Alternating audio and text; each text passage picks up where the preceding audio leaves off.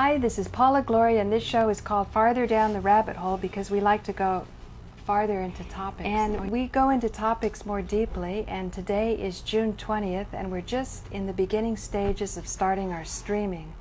Right now it's streaming, but I don't know if anybody's watching because it's not really known that we're streaming. But who knows, in the future, I hope that we can get this thing going so we can create a platform of interactivity. And as we bring up difficult, stressful topics like global warming, then we can sort of have the benefit of each other to either grieve or go through a learning experience or through a healing process. Well, yeah, this is an exciting time that you're getting on there. Yeah, you saw yourself, huh? On the internet, what Victor fixed up? No, I didn't see much. Oh, or I you don't didn't? think I saw it yet. Oh, it was pretty amazing. It's kind of choppy because we don't have a fast connection yet, but we're hoping in the future we'll fix that up. Can you turn the viewfinder in our direction? Oh, yeah. Is that a radio I hear? Yeah. I don't know, is Like it a some telephone. feedback? Maybe the internet's speaking back to us already. Is there a telephone on it? No. Oh, maybe the telephone's No. off the hook. Telephone's hung up. But it is might not be. Is it in speakerphone? It's hung up? Okay. It does sound Oh. like a It cell does phone, sound something is happening. a radio sound. So I'll be switching, and what I wanted to go into this on this show, when I was a guest on Joe's show, Joe was leading the discussion. I had asked him what part of the Bible said that his particular time of year that he was born was supposed to do the service where you use Lend your physical shoulder for hire. Right. And that's in book 1, Genesis 49, that they tell the story of Jacob, the grandson of Abraham, having 12 sons and a daughter, Dinah. And they give you the birth order of the 12 sons, and the names of the 12 sons are quite revealing, deliberately, I assume. And so it's a lesson on the birth defactor. And they have You wanna the sit given taller? birth order, and then, huh? Do you want to sit taller, or should I adjust the camera? Okay. Sit taller. Thanks. It helps. Great. They have the birth order is Reuben first, then Simeon, then Levi, then Judah, then Dan, then You don't have to do all of them, just the gist. Issachar, then Gad, which is close to God, then Asher, then I'm having trouble with the one, This is the 12 tribes of oh, Israel. Naphtali, then Zebulun, then Joseph, and then Benjamin. And instead of a son Benjamin, when Benjamin is born, they have Dinah, a daughter born. And that's a little tricky, but if you just say, okay, there's the birth order. Now, who's who in astrology? Are these the 12 tribes? Yeah, they're also well, they do a little change, but they're the basis of the 12 tribes. But not all the sons get to be tribes. Oh. Yeah, the couple of the troublesome sons decide not to tribe it up with those guys. Oh, really? Okay, keep this As is far as I know. interesting. So they tell in the story of, it's several chapters of Genesis are the Joseph with the many-colored coat. He's got his characteristics, and there's Reuben's interaction with Judah and Simeon and so forth. They all have interactions. Or no, I can't say they all. Some of them aren't mentioned much in the story. Just when when Jacob, the father, is on his deathbed, in Genesis 49, they describe him saying, like an astrology paragraph from each for the different sons. And that's where I got it. Is that where Jacob faked out that he was the other brother to get the No, blessing? this is at the end of the whole... When the guy's dying, he was going to give the blessings, and his mother had him... Anyway, it's another story. I'll get you another time. I'm going to read up on that. But it's okay. It's not relevant to what you're talking about. And it's not Jacob, it's the other, it's his father that you're talking about. Isaac. Oh, Isaac, right. Um, Okay. Sorry to distract you there. So I worked out the correspondence of which is which, and it is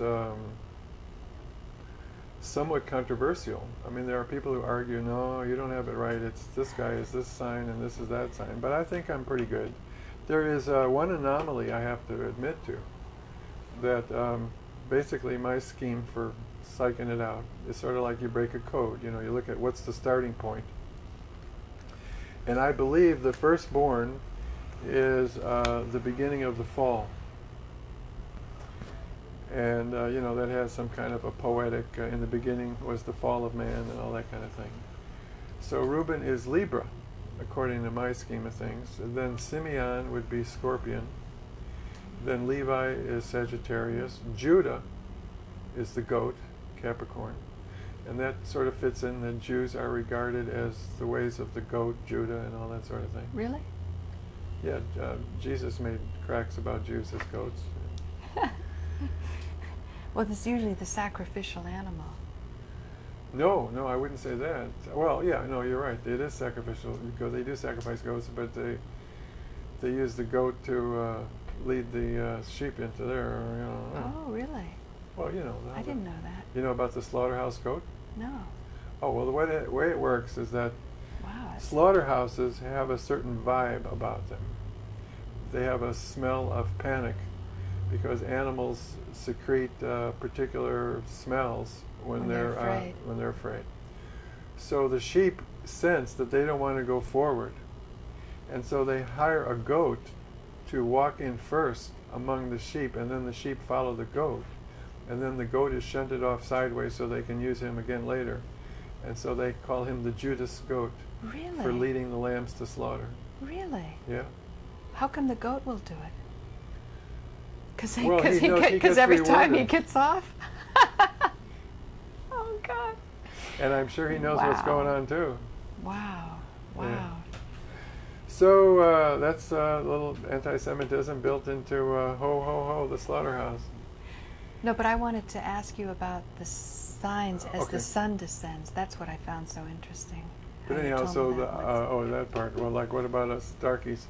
But I did want to say that there is an anomaly, I was saying that the the people born what in do the you dark mean? What time about of the us year. darkies? What do you mean? Oh, yeah, right. Because I'm December 22nd, ladies The people and born gentlemen. in the dark time of the year are calling you the darkies. No, the biggest religious We all feel it. experience I had, it was that I can remember when there you go, the red yeah. line has crossed me. I I went away. can't get out of my mind that there was once upon a time I was kibitzing in a Chicago bar, and I asked this woman at the bar when her birthday was, and she gave me some Sagittarius birthday, you know, like December something or other, 5th, 6th, 16, whatever. And I asked her her birthday, and she said, do you believe in life after death? Which I've already made my declaration in the other program that, no, I don't believe in that one. And I said to her, my comeback was pretty far out. I said, well, in your case, I do, because I believe you start off life with death. And she because she was a December person. So December people start off life with death. Deep. That's deep. And I think that is the area of expertise of Sagittarius, that they are experts on death.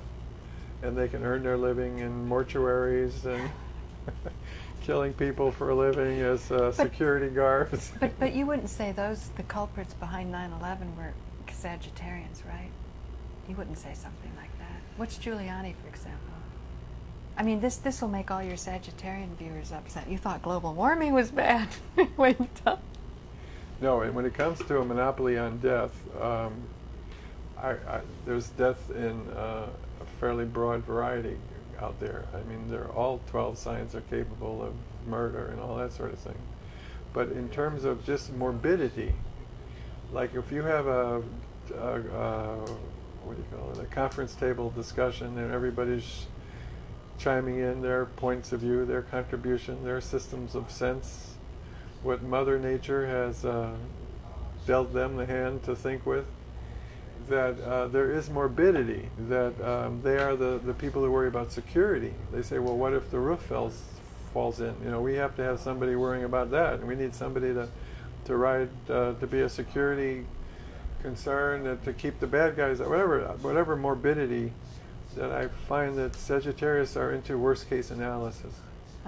Whereas the people born in the springtime, they don't worry about that. They just think, well, now if everybody does good, if all the good things happen and this lines up right, so they aim a little higher. They're aiming for everything going good, and you got other people dealing with whatever don't. And so both ways of thinking offer survival of the species, you know, because sometimes one way of thinking is appropriate, sometimes it isn't. Right, right. Sometimes it's important to feel protected and secure and provided for. Something bad could happen. Yeah, right. And also I think that they find it easier to imagine those things. They can imagine all the bad things they'd like to do, and therefore there are bad people out there who want to do bad things. Whereas some people are naive about that they don't even imagine that there's nasty people out there. They want to take their money, so they shouldn't be waving it around in public or whatever it is.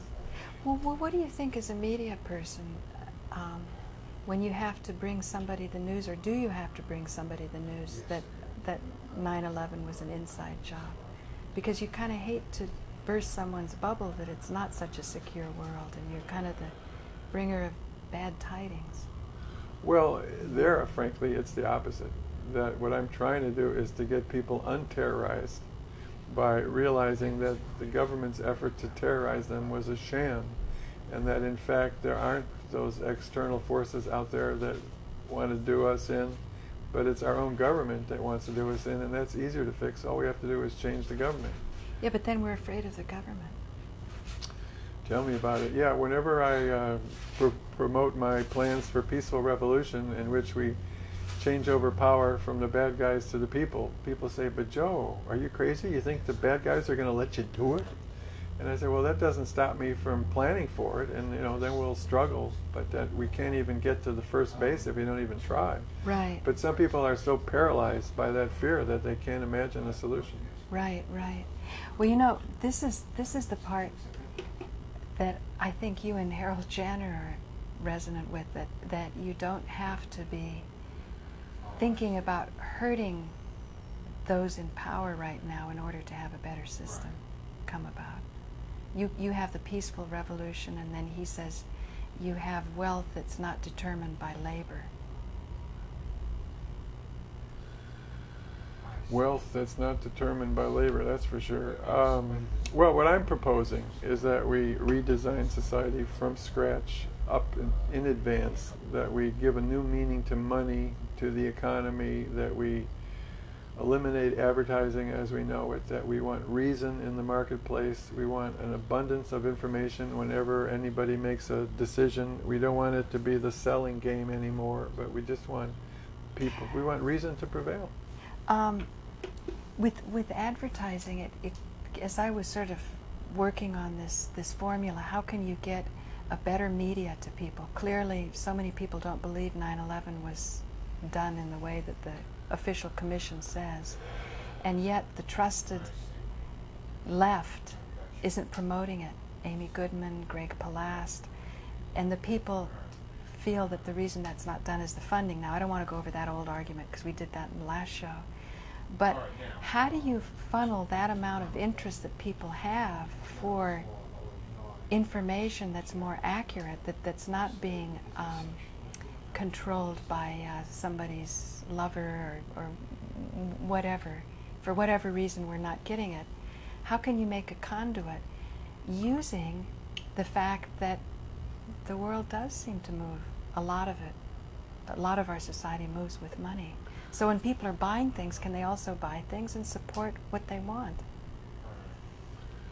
Do you think? Well, I would offer this surprise to your offering, that art is power. and we should Right. try to use the power of art as best we can to promote the truth, the ideas, the aims that we have. And people, when they swallow a big lie, have psychological needs and givens and problems and all that have to be dealt with, and hopefully art can help make it happen. I haven't seen that much use of art in the struggle of the 9/11 people vis-a-vis the bad guys. I mean, what you have is the cover art on the books. That's a little piece of art. Well, what about Frank Craven's picture, his 9/11? I don't think that really advances the It's not the beautiful, argument. it makes you Well, scared. it doesn't get you into any particular. I mean, the only thing that's helpful here is you have the whispering of, I guess it's Card into Bush's ear, and then the big circle of Death Goat. I don't think advances the cause of understanding at all. I think that's not a particularly useful choice. But the kind of art I was imagining. You mean it's not beautiful? No, I'm saying it's not informative. It doesn't really tell the story I want it to be told. Okay, now you tell the story. It doesn't advance understanding. But the hope that I have is that we could use our artistic skills at production to have scripted, or we could just keep the tape rolling and just get lots and lots of people. But what I want to see is to get people won over on camera, to get people who start off negative, and you can have some people who buy into anti-Semitism. It was Silverstein you were saying, to get them going, but get them going. But they'd have to be relaxed that there were other rednecks around, that there weren't going to be Jewish liberals that are going to jump on them, right? Right. But I'm saying there's a variety of tactics to get people. I mean, one way is to just get a bunch of people sneaking up behind them and grabbing them, and then start tickling them while we keep repeating it was an inside job. Torture them into it. But that's brainwashing. Right. That's what Michael Ellner says, that he's, as a medical hypnotist, he knew that the AIDS thing was a process of hypnosis about HIV, and he felt to get people healthy, he was dehypnotizing them. So I think we should do that too. I'm wondering how does the Christian Science Church accept Michael Ellner? The Christian Science Church, I should ask him. Webster I thinks think he should be an invited speaker at one of their meetings. Well, do you know that the Christian Scientists are started by a lady named Mary Baker Eddy? And they're all ashamed of this, and some of them don't even know that she was a medium. And the reading room that they have, you think it's where you go in and you read the stuff she wrote? What it used to and what it really meant was it's where you had a psychic reading done. But they've sort of whitewashed that. I'm not sure why mediumship has such a bad stigma. Maybe because people co-opt it. They co-opt the information, and they say that they're connecting with Jesus or Krishna or whatever. But really they're not. They just want to push this person around or influence the person. Maybe that's why it's got such a bad name. But people are ashamed of mediumship. So, and Michael Ellner too, he didn't like when I told him that Judaism is defined by the sacrifice of Abraham. He said anybody who would sacrifice their first child to God is nobody he wants to be involved with. But I was trying to say there's a very deep wisdom to this pharmakos mechanism, the scapegoat, like you said, leading the sheep to slaughter. Well, wait, let me just jump in a little bit with it.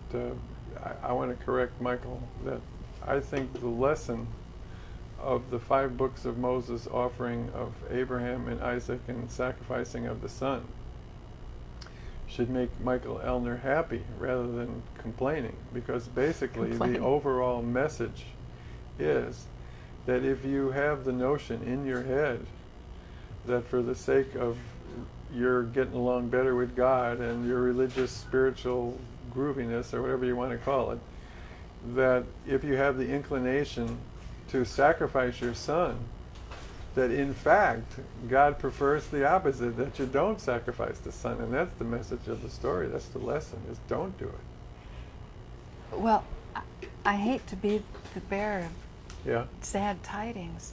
Abraham intended to do it.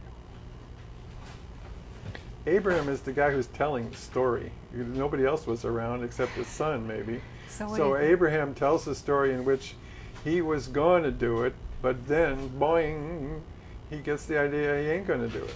He's going to do a goat instead. So in fact, the overall lesson is, even though you're willing to follow God, the idea is to be willing to change at the last minute, especially if it involves killing. Instead of that, not kill. But the way I heard it, and I heard it from an Israeli who wasn't even that religious, Yeah. because most Israelis aren't that religious. Right. When I was in India, he was like an MBA, maybe in his 30s, attractive guy. You know, you could see he had everything going. You know, he had social standing, and you know, he's not going to muck himself up with too much worrying about religion. Yeah. But what he cited was, he said the Bible said that Abraham went up the mountain with Isaac, and they carried the, you have to carry materials to do this, I don't know what all. Oh, he's going to burn them. And So Isaac, there was stuff to burn. and Isaac said, but Papa, where's the lamb? Where's the animal? And I guess Abraham must have been brokenhearted about the whole thing. He didn't answer. But that they didn't go up the mountain with a lamb or a goat. So this wouldn't be a last-minute decision that, you know, all of a sudden there's a switcheroony.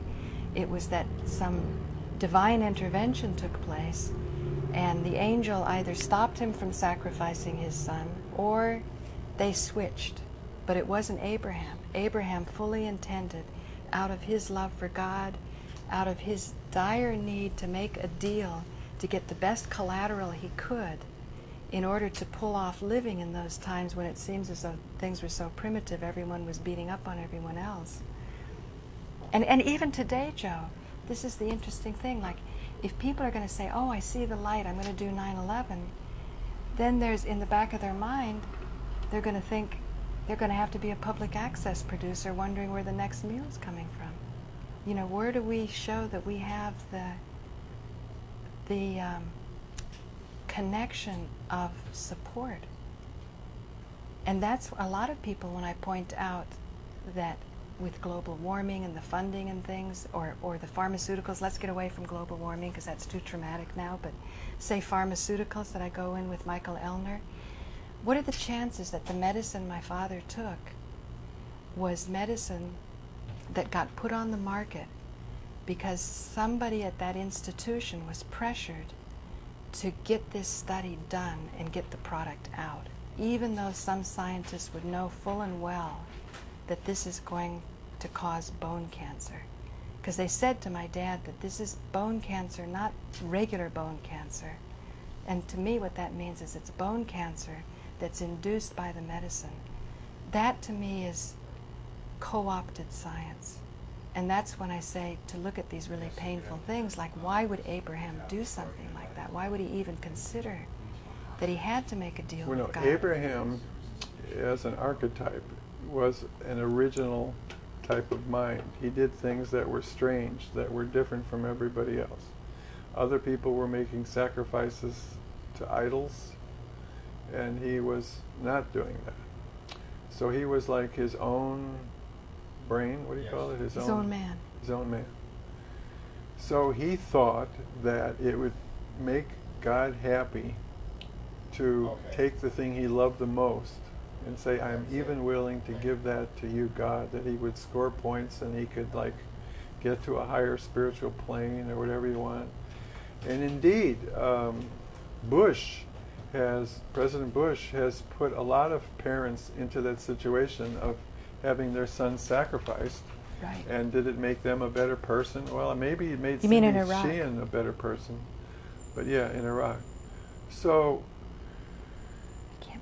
I think the Old Testament gets credit for presenting that as an alternative in a more or less positive enough way that it's actually presented as an alternative. And then to say, but instead of that, it's even better not to do it. And I don't know if you're clear about the factual, the way the Bible puts it, but what happens is there is a wild goat or a ram caught in the bushes, and that is how Abraham decides that God has just sent him a sacrifice.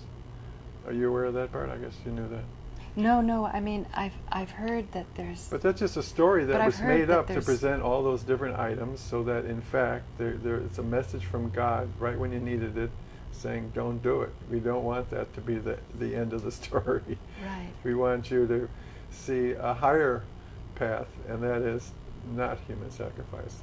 And indeed, the Old Testament is an effort to create a paradigm shift from the previous religions of that time that were into human sacrifice, that were into walking on coals as the rite of adolescent passage, and to reject that, and to aim for this new idea that God was something so far out there that no image would do it justice, and therefore you shouldn't have images, which again is a failing of Christianity, to take a step backwards and resort to images again. That's again evidence that this is a Romanesque perversion of Judaism. But what kind of God, how would you even consider to sacrifice anything? What, you know? Why even sacrifice a goat?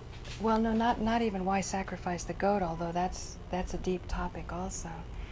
When Abraham decided that he's his own man and he wants to go his own way, when everybody's, you know, worshiping idols and they're offering to their idols what they feel is valuable, and that if they let go of their attachment and give it over, that they'll be relieved of that attachment.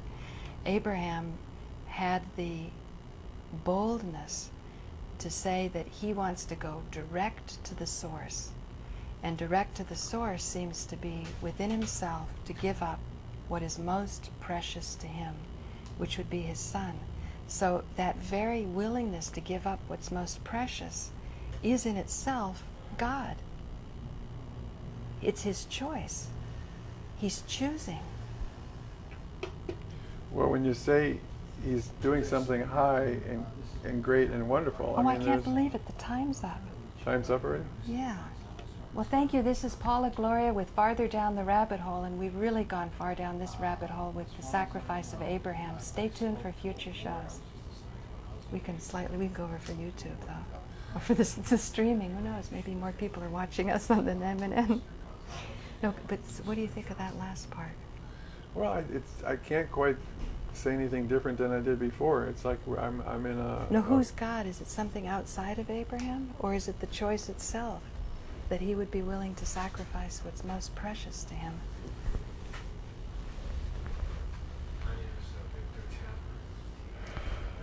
The idea of God that we were talking about before as authority. Here we're not talking about it as authority. We're saying God is the Ramtha in you. It's the Ramtha voice. in you? You know, you're going back to Ramtha? Yeah. You know, they want me to take down 2 videos. Take them down because they're not. They're not up to snuff, I guess. But I really liked them. But I was thinking, they were you know, old. They're old. When you hand in a show in my behalf, you know that it's like I am your Ramtha, or you're Ramthing me, or you know, it's like, you're my voice. You can project what I want, and you make it happen. But is that good or bad? Good. It's good. You mean you're referring to my editing the thing? Was that good or bad? Because if people are jumping on you, you don't really understand what they're jumping on because you haven't gone through the material like I have.